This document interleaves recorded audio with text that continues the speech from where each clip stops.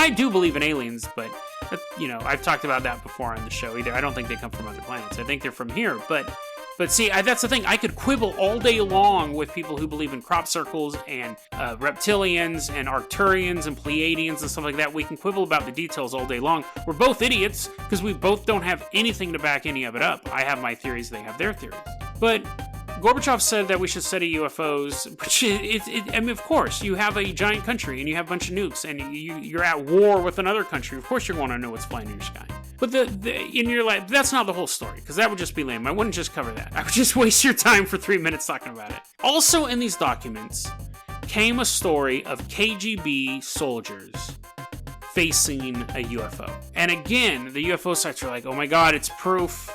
I'm going to read you the story. And if you've ever done any research on UFOs or aliens, or ever watched an episode of The X-Files, or got stoned and watched Ancient Aliens, whatever your information is on aliens, you tell me if this story sounds like any other event you've ever heard of. And the reason why I say that, because generally, if aliens are real, if I see a tiger in the woods, and 50 years later someone else sees a tiger in the woods, we're going to describe the same thing. We're going to be like, yeah, it's like a big cat, it has these stripes. If I see 8 penguins carrying a keg, I'm going to be like, oh, this is what they look like. There's 8 of them. This is what a penguin looks like. They had a keg. And then a couple years later, you see 8 penguins carrying a keg. Or just 8 penguins and a keg sitting there. You're going to go, those penguins are awfully long-lived. And then you're going to be able to describe to me the same thing. That's the problem with aliens and UFOs, is like they're constantly being described in different ways. And yet we're supposed to believe all of them. Anyways, I thought, debunk all that stuff aside, I thought this was a funny story.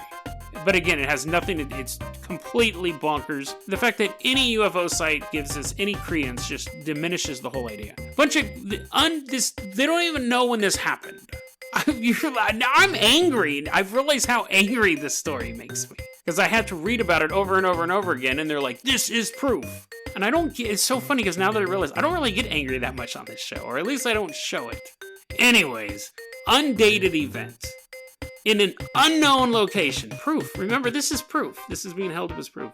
Somewhere in Antarctica. So maybe there are penguins with a keg. These KGB agents, for whatever reason, are in Antarctica. And they start to see these glowing lights, these red, green, and yellow lights in the sky. In one of the articles, it said, for an unknown reason, someone picked up a SAM. So a surface-to-air missile. For an unknown reason, someone picked up a surface-to-air missile and fired it. Well, I'll tell you the reason why he fired it. It's not unknown. There's a big object floating around, flashing lights at you. And you're the KGB. You beat up shop owners. It's not like they're like, let's have a reasoned discussion with this orb. They're gonna blow it up. They blow up everything. The KGB was like one of the most brutal secret police in world history. And they're like, I wonder why they did it. Because they're nuts. And also, they're in Antarctica. There's not a lot to do there. That's why the penguins have the keg. Anyways, so the KGB shoot down this craft of blinking lights, and it crashes. And then 5 aliens with large heads and large black eyes come out. And you're like, Jason, that is familiar. What are you talking about? Those are gray aliens. Everybody has seen those before. I've seen those in movies. Wait, hold on. Now let me finish.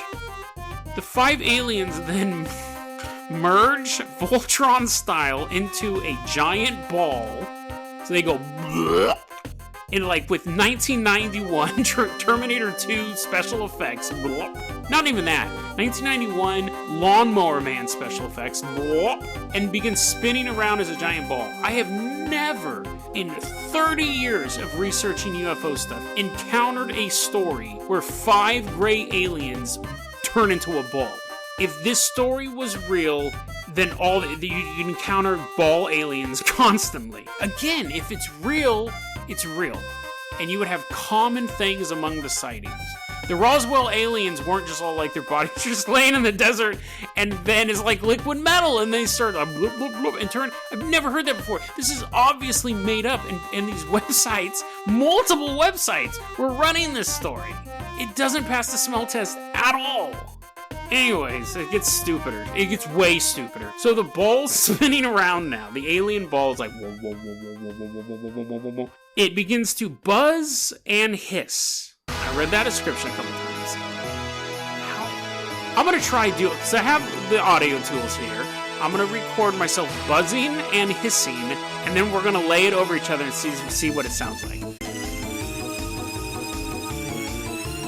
Okay, that's the buzz. Now we'll do a hiss.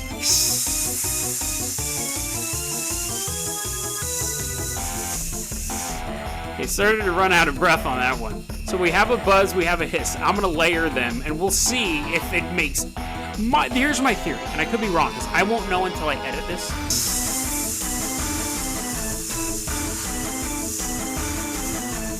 But I'm going to predict that one sound so heavily drowns out the other that you wouldn't be able to tell it was buzzing and hissing. Unless it was like hiss, buzz, hiss, buzz, hiss, buzz, hiss. And in that case, it's just Skrillex.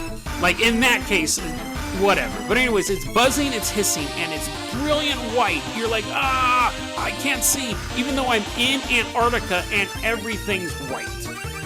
This hurts their eyes. And again, because if that's not dumb enough, multiple websites reported the story. The ball of aliens then goes, bzz. There's 25 soldiers, 25 KGB agents standing here. 23 of them turn into something. Now, here was the difference I found between the websites. One of them said they turned to limestone. And they basically either turned into statues of people made of limestone, perfectly carved, you can see their badges, or they just became like clumps of limestone. Two other websites I saw had a complete... Okay, and when I read that, I was like, I'm talking about this, and that is straight up stupid. I gotta talk about this, but that's stupid. It turns them into limestone. The other two websites said, and I still can't figure out where they got this from. Stone poles. Now, when I think of a stone pole, I think of those things outside of like grocery stores and Walmarts to keep you from ramming your car into the store. You know, those big basic stone pylons? Are they saying that these people became those? Are they saying they became like perfect cylinders of cement? What's a stone pole? Just say stone if they became lumpy. Or stone pole, I guess, if they actually became like a cylinder of stone. And then the two remaining KGB agents covered them with big yellow plastic covers so cars wouldn't know not to crash into them. They just left them there in Antarctica. And the two remaining KGB agents call up the Russian people and said, hey, I know that you're thousands of miles away and we're in Antarctica, but apparently our phones work. And the government came and got the limestone/stone poles, and they locked them up in a secret warehouse. The end. Okay, then what? These are documents from the KGB, so it's not a story that just one of the survivors told. The document, if these are real KGB documents, they should be able to say, Day 7. We continued testing on the stone poles. We realized you could drive a Subaru into them, and they wouldn't crack. Testing will continue tomorrow. These are KGB files. They'd have access to the whole history of these stone poles. Do these stone poles... Is there a warehouse that you can't drive a forklift in? Because there's a bunch of poles, stone poles randomly in there? It's made up. It's obviously made up. It's funny because I give far more credence to the idea that Kony cast a voodoo spell on a guy than this. Yet, this story I found across multiple websites, and I had to dig a bit for the Kony story. And like I said, TMZ reported it, and then I think someone else picked it up. That's stone poles. Aliens that can merge into a big old object. But, you know, there are people, it's proof, because this article has the words KGB, CIA, and Gorbachev in it. It's proof. The state of Sorry, I'm ranting, but the state of paranormal investigations and conspiracy in the world right now is in dire need of some rational thinking. And I'm not the one to deliver it because I can barely string two words together. The only reason why any of this makes sense is because I have to edit it. If you stood in front of me and I had to talk about this stuff, you'd be like, why do you keep saying cut right in front of me? But, come on, guys. Okay, anyways, that's enough of the KGB story that's driving me nuts. We're going to talk real quick. Actually, not real quick, because this story is actually quite funny.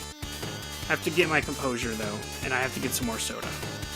Okay, so I got some more soda, but I do have to say that I don't think I have enough time to record the next segment And it's funny because if I edit this down, it might be around a little bit shorter than normal length. But Thomas Dick. Thomas Dick. I'll talk about him tomorrow because it's a trip. It's a trip. But I've run out of time this episode. I like to keep them short, even if sometimes we have to bump stories back. But I hope that doesn't disappoint you. I got a little off on that KGB story. I had it prepared like, oh, here's this wacky event. But as I was revisiting it in my head, I'm like, this is the dumbest. This is so stupid and people believe this. Which is par for the course for this show. But man, it really struck a nerve. It really struck a nerve. But we'll save the other story for tomorrow. DeadRabbitRadio@gmail. You're like, oh, I want to know about those 22 trillion people. Don't worry, we'll get to it. DeadRabbitRadio@gmail.com is going to be your email address. You can also hit us up at Facebook.com/DeadRabbitRadio. Twitter is @JasonO'Carpenter. Dead Rabbit Radio is the daily paranormal conspiracy and true crime podcast. You don't have to listen to it every day, but I'm glad you listened to it today. Have a great one. Okay, everyone, that was episode 121.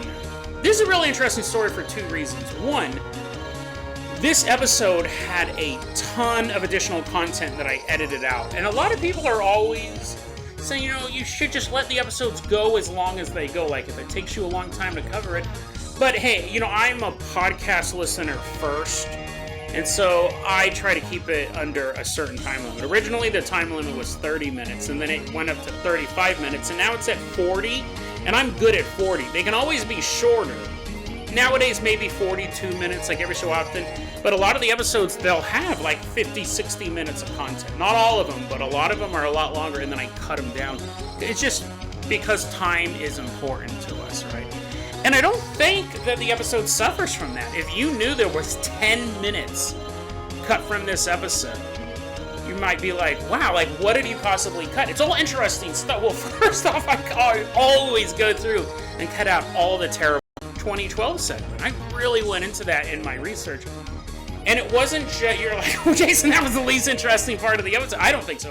I love both of these stories. Kony 2012, that, again, there's two segments to it. One, there's the whole movement of Kony 2012, which just as a slacktivist social movement, fascinating. And I think we see a lot of stuff nowadays that uses that as a template. It was one of the first ones where you could quote-unquote mobilize social media to believe in something. Just change your icon to like the flag of Ukraine, and now you feel like you've done enough, right? You wash your hands of any sort of social responsibility.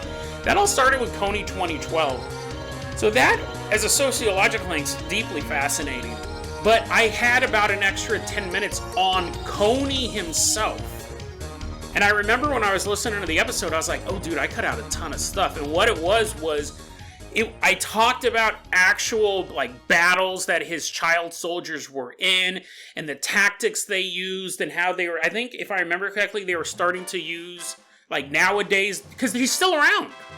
Right? Kony's still around. I believe he was still around when I was recording that. I think he might still be around now, but they were talking about drones, how these guys are... Wait, is Kony still around? I remember I cut out all of this stuff about battles that he'd been in and rituals that were performed and how he was... It was a lot more black magic stuff. It wasn't just boring stuff. I remember that I talked more about what his mother was involved in, her revolution, and how she was using black magic to set everything up. All of that stuff was parsed down to what you hear. So I cut out a lot of stuff, right? I do cut out the dumb jokes, and I cut out the stuff where I can't really figure out the endings, but also just for time, I'll cut out interesting stuff. The episode's 22 minutes long. Nowadays, now that episodes are 40 minutes long, I would have been able to include all of that stuff, and it wasn't fluff. It was actually anti-fluff. It was super scary real-life events that were going on. So I found that really fascinating stuff, and then the Kony 2012 thing really, really interesting. I love this episode.